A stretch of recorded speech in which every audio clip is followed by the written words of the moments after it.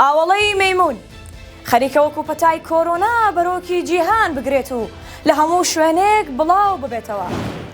هەرەمە وای کردووە تەواوی وڵاتان و لە نێوانیاندا هەرێمی کوردستان خۆیان بۆ ڕوبەڕووبوونەوەی ئامادە بکەن.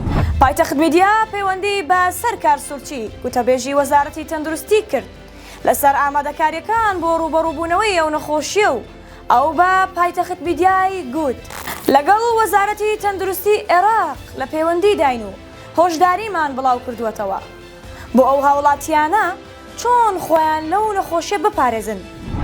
بە پێی زانیاریەکانی پایتەخت میدیا تاوەکو ئێستا لە عێراق و هەرێمی کوردستان هیچ ڤاکسینێک نییە کە بۆ توشبوانی ئاوەڵەی مەیمون بەکار بهێنرێت.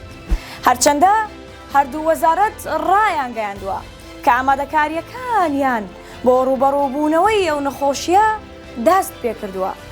ئەم نەخۆشیە وەکو ڤایرۆسی کۆرۆنا بە پەتا نەناسێنراوە، بەڵام بە پێی زانیاریەکانی ڕێکخراوی تەندروستی جیهانی ئەم نەخۆشیە لە ڕێگای برینی جەستە، کۆکە، پشمین، سێکسی ناتەندروست و لە ڕێگای بەرکەوتن لەگەڵ لاژەڵی توش بوو دروست دەبێت.